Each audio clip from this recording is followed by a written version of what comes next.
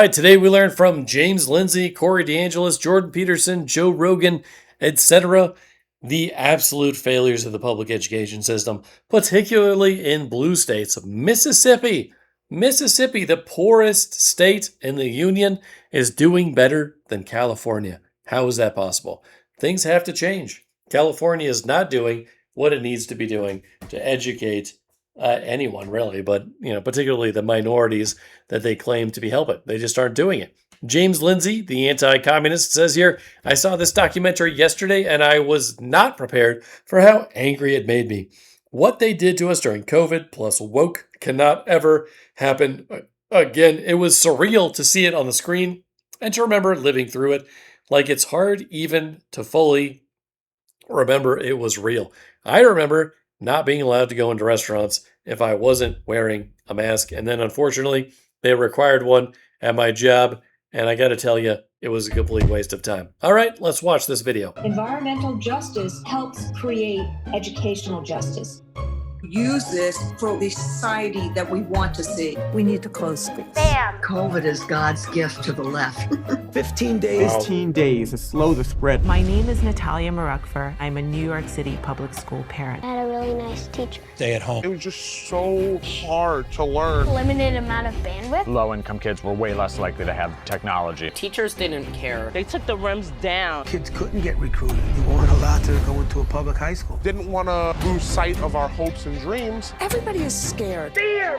Out of an abundance of caution. Abundance of caution. How could this really happen? 15 days. We knew that remote education was not a substitute for opening schools. Student engagement was much lower. Kids that I competed with Disappeared. They were gone. I want to shut down. This is the story of the families who fought to uncover the truth.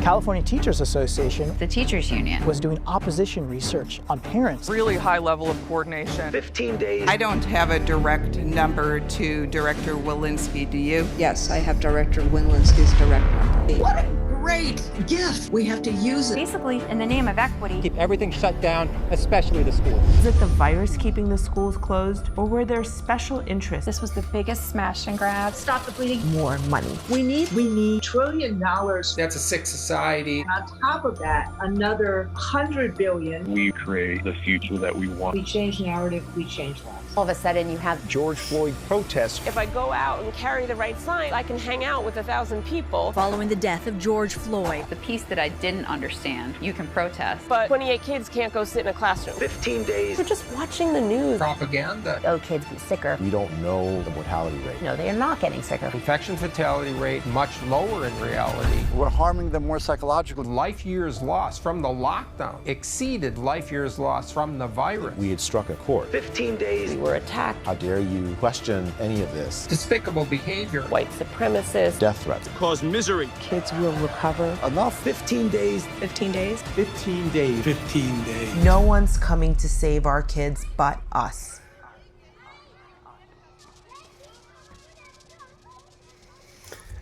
Yeah, check that out. It's an important thing to watch. And again, remember, school choice is extremely important. And Randy Weingarten, who was in that video, the labor union person, is completely against that. She's constantly arguing with Corey DeAngelis. Hopefully I'm saying his last name correctly.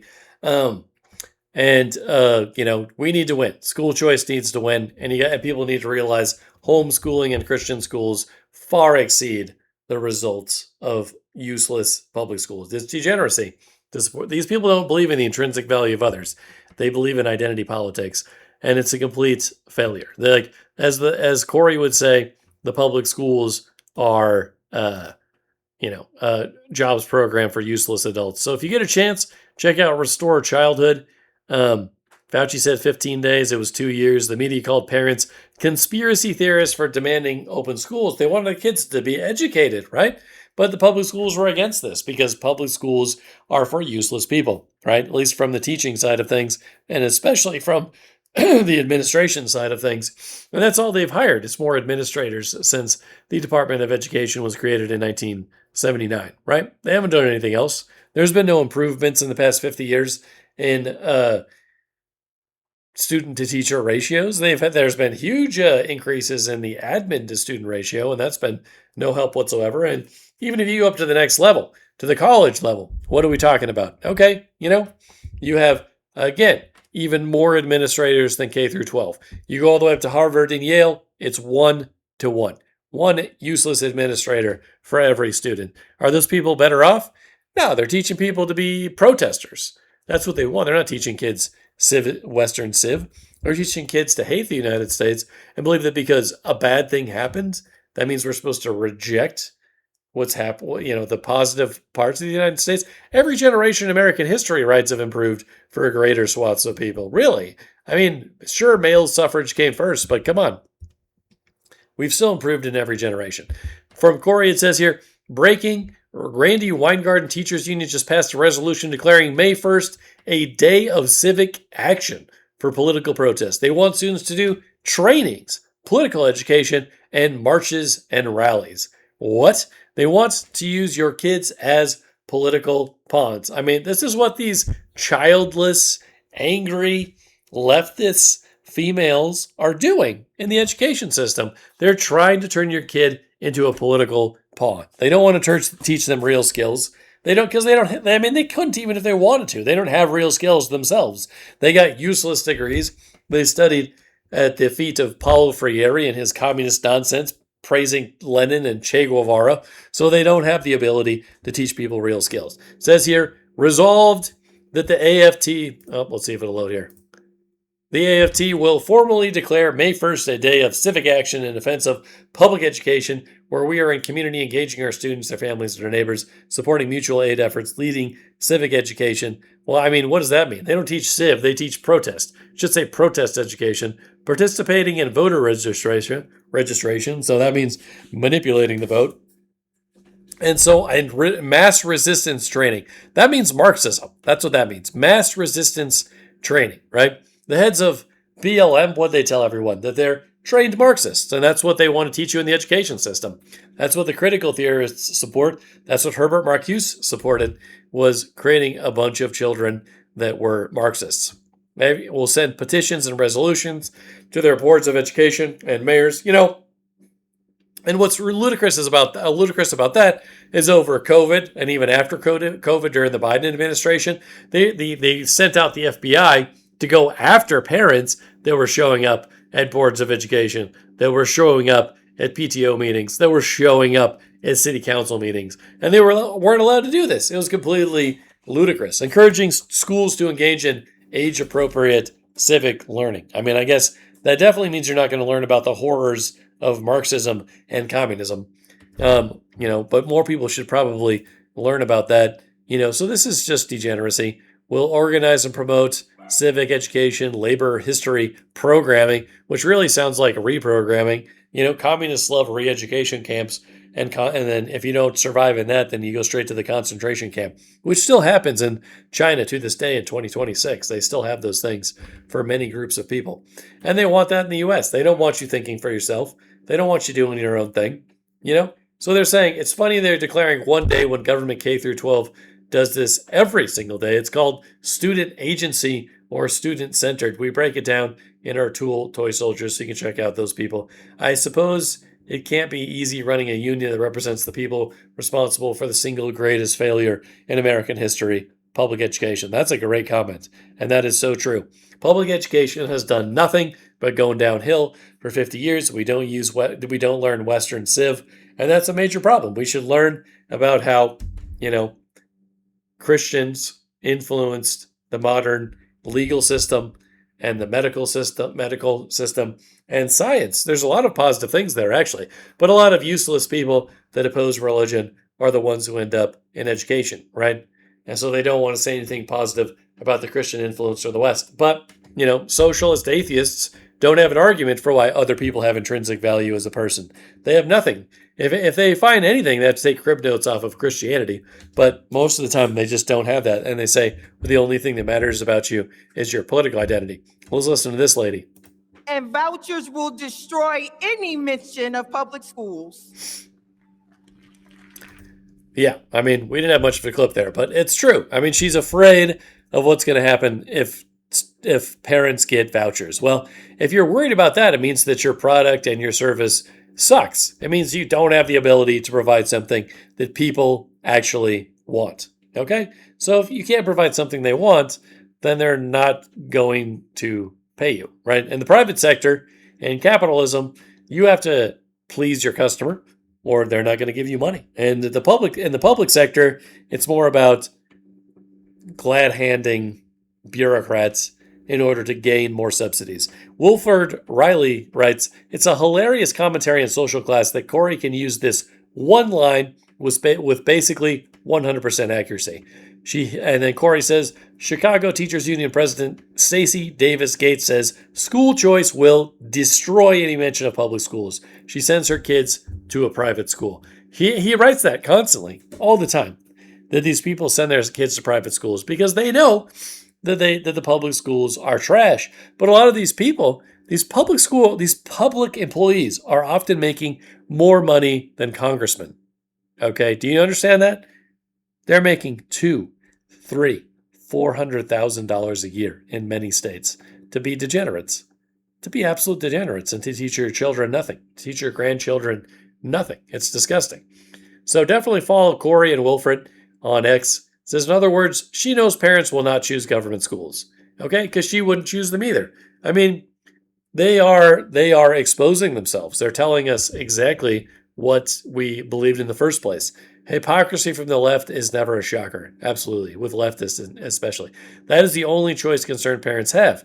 But they're not allowed to make these choices because the whole system will fall apart. What are all these women with $100,000 in debt and useless humanities degrees going to do if this grift fails and they can't run these poor kids through their worthless education system, right? Chicago public schools should be destroyed, it says there.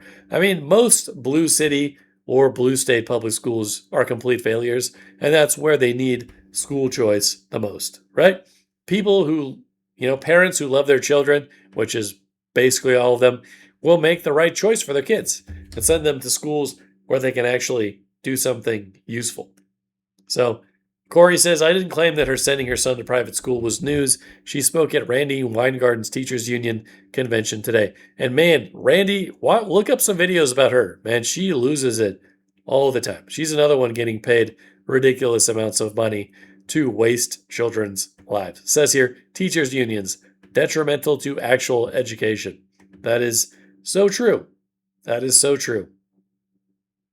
And extremely unfortunate. Okay? And now let's go on to Peterson. Female hyper users of Instagram are sadistic, Machiavellian, psychopathic, and narcissistic, right? That basically explains most of the leftist teachers in the education system. They can't find anything else to do either. Jordan Peterson on female antisocial behavior and social media. Some of you might not think this is related, but I think it is. These women that are teaching children to engage in protest and that somehow that's the best thing, right? Because Paulo Freire, the communist, said that your trauma-based education is equal to learning real skills. They really fully embrace that. Let's see what Peterson has to say. Female hyper users of Instagram are also, they're sadistic, Machiavellian, psychopathic, and narcissistic, and they optimize for short-term mating strategies. So they're promiscuous, and that's a marker for antisocial behavior. So antisocial people, broadly speaking, have more sexual partners. They start engaging in sex earlier. They're more callous in their utilization of themselves and others.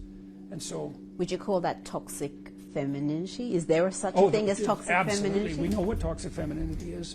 It's the female version of antisocial behavior is reputation savaging. Yeah. Gossip, innuendo, backbiting, and females can be very good at that. Now, men can do that too, and they do, especially on social media. But it's definitely the case that social media enables female antisocial type behavior, clearly. And so it scales. We were talking about whether the feminine ethos scales. Feminine pathology scales magnificently on social media. And so God only knows what the consequence of that's going to be. And that's part of cancel culture. It's like, well, we can't confront you directly, but we can sure take you out behind the scenes. And that's everyone familiar with junior high culture among teenage girls knows what.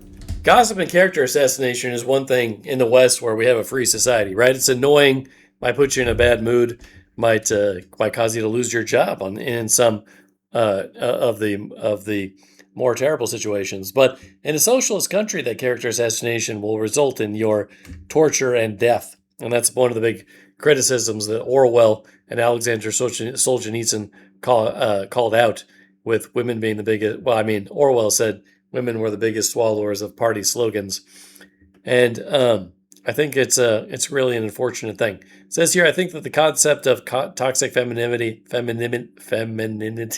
is part of a divide and conquer strategy. Enough with divisions and disparagement of this or that group, please.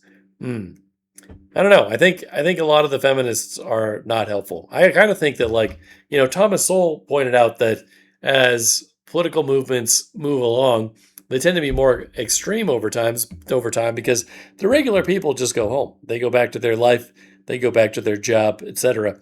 So I think women's suffrage, for example, made sense, but I think feminism is like the extremist type of that. I used to think that Marxism took over feminism, but I kind of think that Marxism influenced feminism from the beginning.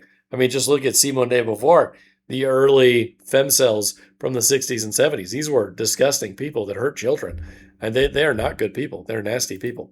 It says here, Jordan Peterson dropped a stark warning about psychopathy. It's contagious. A famous 1930s study in Somerville tried to help at-risk kids by grouping them for interventions and summer camps. The result, the intervention group did far worse, more crime, alcoholism, and mental illness. They learned from each other how to be more criminal, which is a big part of the reason, by the way, that it's so good when you have an extremely violent city, right? You have really high rates of violence and so on, where it's good to put a cop on every street corner for a couple of years because you remove the ability of gang members to recruit.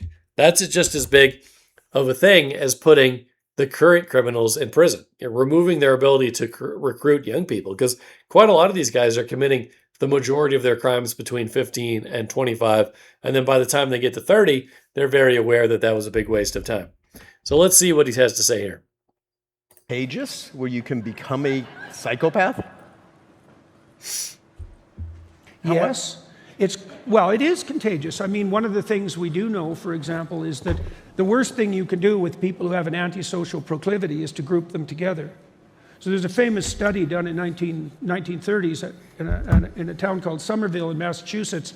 It was one of the first large-scale epidemiological studies designed to remediate antisocial behavior, and that would be behavior that's associated with criminality. And children who have a criminal bent, their diagnosis is childhood conduct disorder, and so you can identify precursors to criminal behavior in children. Early sexual experience, for example, is a marker, just so you know. The Somerville crowd did an intervention with inner city kids in the 1930s designed to sidetrack kids who were at risk for later criminal behavior, so from broken families, for example, in lower socioeconomic neighborhood. And they basically threw the works at them in terms of interventions and divided them randomly into an intervention group and a non-intervention group. It was actually a well-designed study. And they taught them to read, they taught them social skills, they taught their parents parenting skills. They did everything you could possibly imagine that might help remediate this developmental trajectory towards criminality. One of the things they did was they took the kids out of the urban environments and put them in camps, in summer camps, for 2 weeks a year. And the kids loved it, and the counselors loved it, and everybody thought the whole program was great. And then they de-blinded the study and analyzed the results, and the kids in the intervention group did far worse. Much more likely to be alcoholic, much more likely to be criminal, much more likely to suffer from severe illnesses like schizophrenia. And when they did the detailed analysis, they found that the reason for that was that they grouped them together in summer camps, and they learned to compete to be criminal. Right, and so one of the things we know, this is one of the real failures of the prison system, is there isn't anything worse you can do for antisocial people than to put them with other antisocial people, because then they're around antisocial experts and they compete. Right, well, it makes sense, right? Well, we also found, too, that so the psychopaths, not all criminals are psychopaths, by the way. It's a minority of criminals who are psychopaths. But if you put psychopaths in group therapy, it makes them worse. Why? Well, they get better at doing what they do. Like, they're already manipulators. That's pretty much how they operate. Like, if I'm a psychopath and I'm talking to you, the only thing I'm concerned is, is with what you can deliver. Like, that's it. You're just a landscape of opportunity, and if you happen to be kind and sympathetic, so much the better, right? So if you put psychopaths through group therapy, they get more effective. It doesn't remediate the psychopathy at all. It's also very, very difficult to change that. Very, very difficult. It's very, very stable from like age 4 onward. Gotcha. So yes, you can teach people to be more criminal and more psychopathic, and we do that quite effectively in our society by the way we handle them. That's unfortunate. Yeah, a lot of people need to be taught from a very young age how to solve all their problems by hitting people. A lot of criminals are not aware of that. There's a lot of manipulators. And, a lot of people think like, oh, there just weren't enough people trying to help these criminals, giving them enough opportunities, being nice to them. No. If you're a psychopath, they just take advantage of you. Like if they see you being nice, it's just going to be an increased opportunity for them to manipulate you, and that's what they're going to shoot for. So that's unfortunate. Anyways, says here, Jordan Peterson says a famous U.S. program proved you cannot give kids a lasting IQ boost, even with early enrichment. There was a huge program in the United States, started in the 60s, which was supported by conservatives and liberals alike, called Head Start. I remember that name. I never did that myself, but let's see what he says. You can reliably increase IQ with time. I'll give you an example of this. So there was a huge program in the United States, started in the 1960s, which was supported by conservatives and liberals alike, called Head Start. And I think Head Start still operates. The idea was that you could take kids in relatively deprived socioeconomic environments, and you could put them in school earlier and in an enriched environment, and that would give them a head start. And the consequences of that cognitive head start would multiply as they progressed, right? So you get in early, sort things out cognitively, like motivate reading development. The benefits will accrue and multiply across time. The kids will gain a head start. No, that isn't what happened. No, what happened was that the kids who went to Head Start did do better than their age-matched and socioeconomic matched peers who didn't go to Head Start, but the differences disappeared by grade 5 or grade 6. So there was no improvement in cognitive function. Now, there's a variety of reasons for that, which we won't go into. There were some behavioral improvements. It was likely because some of the kids were taken out of extremely pathological families. Right. Less abuse. Yeah, right. That's right. And girls were less likely to get pregnant who had gone to Head Start in adolescence, and the kids in general were more likely to graduate. But there was no improvement in cognitive function. And that was really saddening, right? Because it was a good hypothesis, like the idea that you could get a leap ahead early seems so obvious that you'd think it was incontrovertible. It just happens not to be true. Yeah. That's unfortunate. I mean, there's a lot of people who talked about how they were put in special programs in elementary school and that they're disappointed with the actual results they had later in life. But I suppose a lot of these things are not as good as they might be. So, but there's just no way as you get older that you're going to be successful without hard work. I mean, there's some sense that you can change things up, work smart, but I don't agree with this saying work smart but not hard. I mean, you should do both.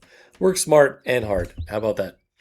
So I think that putting people behind desks and having them just sit there and engage in rote memorization is not the best way to do things. I think the boys especially need to be more physically active. It would benefit the girls as well to embrace their visuospatial skills, work on robot-related shenanigans, build things. Don't just do macaroni art. I think a lot of that would be really useful. And here's one with Joe Rogan, Lauren Chen as well. Why is it only Christians and Western people expected to show absolutely no favoritism for their own culture?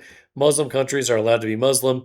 They have Shahada on their flag. America is 70% Christian. Western law, morality, and the legal system are built on it. Putting the 10 Commandments into schools isn't forcing religion on anyone. Freedom of religion is not freedom from religion. Also, again, I've said it a million times, Christians created the university system, and the Catholics in the 1000s were offering people degrees in law and medicine and science, when the Muslims were still just invading other countries, enslaving and castrating people. Like, Christians are responsible for education and the way that it functions. The Confucians had some efforts to improve things. They had civil service exams for people to work in government, like much longer ago, but they weren't studying all the things that the Christians were. And now we're condemned, even though Christians created the education system. Christians still do the best in education. As I said before, Christian schools in the U.S. far exceed public schools. Like, you can write the comments why you think that is. I'm curious what other people think, but they certainly do significantly better. And people just condemn it over and over again. Like, I don't think you can have a world where there isn't an argument for why people have intrinsic value as a person. Like, the Catholics and the Protestants have always argued that you should be able to pursue your own positive self-interest, and that's what God wants you to do. But, the secularists, they just all end up depressed. All these leftist women that are studying, that are learning to be pagans and support astrology and Wiccanism in the public schools. It's amazing to me how much the humanities and the social sciences in the university system have become pagan cults. You talk to these females and it's just like, what is going on? You're paying tens of thousands of dollars to learn some weirdo religion, and you're talking about it like it's a normal thing. Anyways, let's see what Rogan and Lauren Chin have to say. Comfortable with Christianity if you live in a nation like America, where the majority of people are Christian, where the heritage is overwhelmingly Christian. Why is it only Christians and Western people are expected to show absolutely no favoritism, no preference for their own culture? JD Vance appeared on Joe Rogan. Watch it if you haven't already. We have some highlights to go over, but what I've noticed is that online, a lot of the neocons, establishment conservatives are not happy with his appearance. Here we have Joe Rogan and JD Vance going back and forth over James Tallarico's position that the Ten Commandments don't belong in schools. I had James Tallarico on the podcast, and one of the things that I think he has a really good point about, even though I know you're Catholic and you're very religious, putting the Ten Commandments in schools, I don't think is the right way to do it. And this is a guy, Tallarico, who was in seminary and is very Christian. Okay, so first, just going to stop Joe Rogan right there. Tallarico is not very Christian. He is not very Christian. He is someone who is progressive, who is using Christianity, wearing it like a skin suit in order to appeal to voters where he's running, which is Texas. He is not actually Christian. If you listen to what he says, he has claimed to be a Christian who hates Christianity. He has tried to describe God the Father as someone who is non-binary. Anytime he's talking about Christianity, you'll notice he is not preaching the gospel that, God sent his own son to earth to die for our sins so that we may have eternal life. He's not talking about that. He is only interested in Christianity insofar as he basically gets to tell Christians, well, you don't really want to judge, do you? That's not good. The problem with Christianity, I say this as a Christian, is X, Y, and Z. It's subversive. And I see what he's doing, because this is what progressive Christianity does all the time.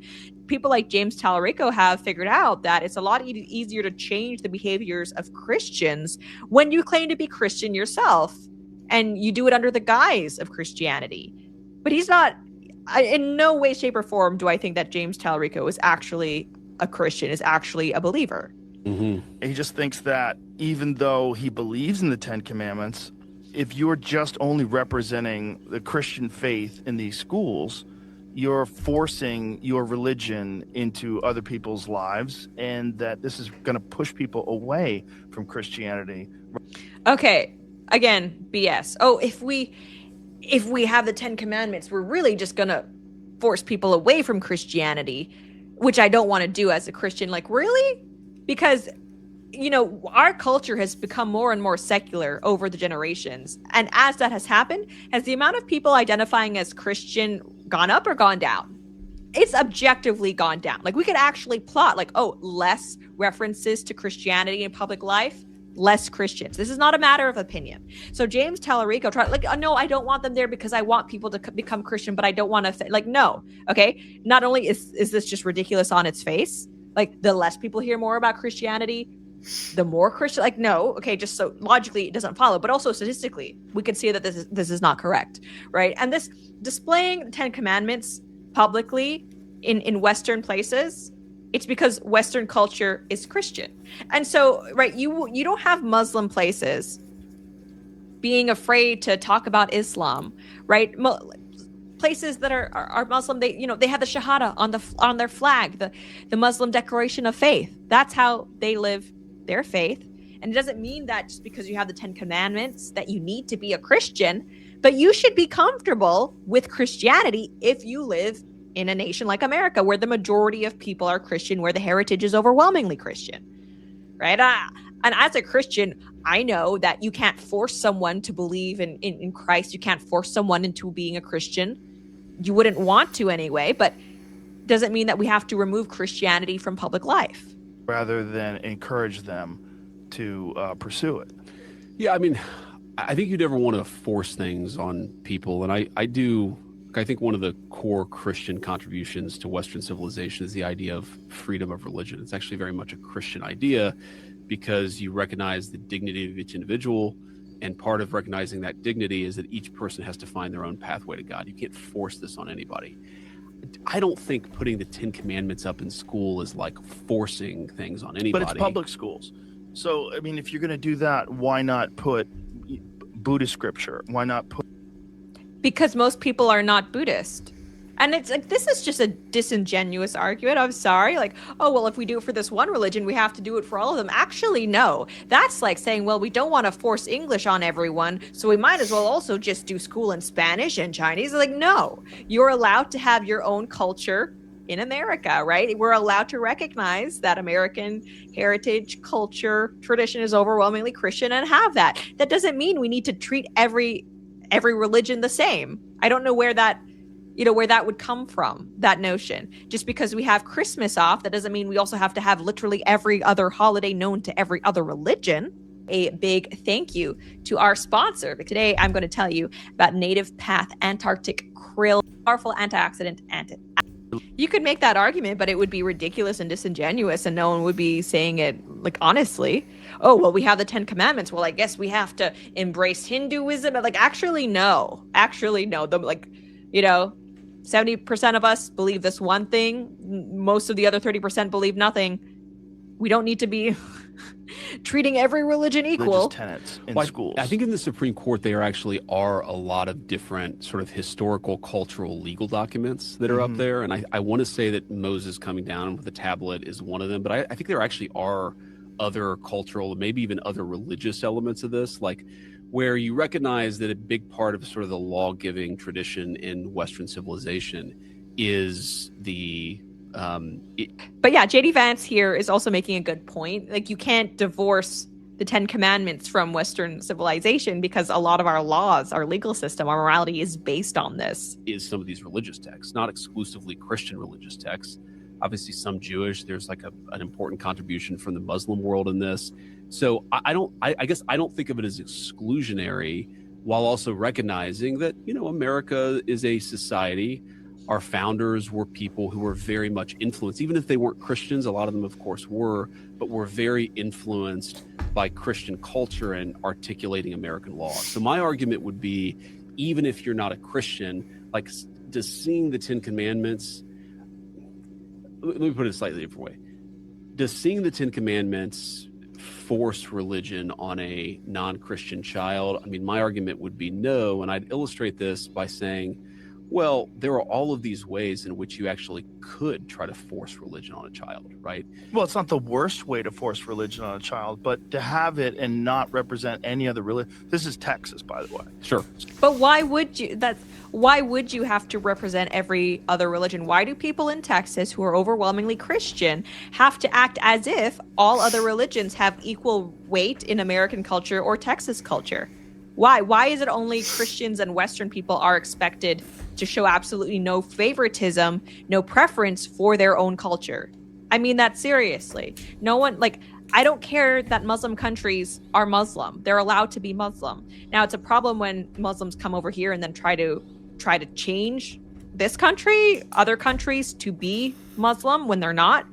But it's not a problem. It's not wrong for Christian countries to recognize they're overwhelmingly Christian. So what he's talking about was that there's these Christian nationalists, these guys that are very wealthy, that are trying to fund Christian schools and trying to defund public schools or any other kind of religious school. I certainly went through an atheist phase in my youth, and what I would see that as a non-religious person or a different religion is I would say this is like an important cultural element of the Western civilization, which is the foundation of the classroom that I'm sitting in. And this idea that the law comes and is sort of above any man, even if you don't believe in God yourself, I think that's like an important concept. I mean, if you look at the 10 Commandments, probably 8 of them are something that I would hope that everybody would agree with, even if they're not themselves religious. The problem is it's mandated. Like if you have a classroom and the teacher is Christian and the teacher wants to have it in their classroom, maybe that's one thing. But if you're mandating that you're going to have the 10 Commandments in classrooms, that's a different thing, because now you're pushing Christianity on kids. And this is Tallarico's position. And as a Christian, he's saying, I think this is going to push children away from Christianity. So I understand what he's saying. And again, once more, he's wrong objectively. Okay, it is just not the case that having more religion pushes kids away from religion. We see this. If you go to church as a kid, you are more likely to still go to church than if you never go to church. I don't know what he's basing this on.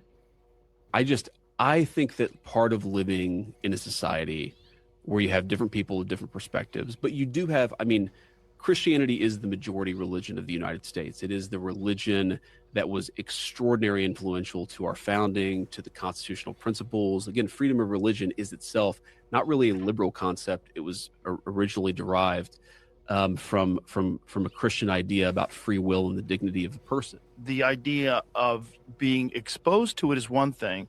It being mandatory is another. And to mandate that in classrooms is a different thing, because you're clearly promoting Christianity. And his position is that promoting Christianity in that way is going to have an opposite effect on children.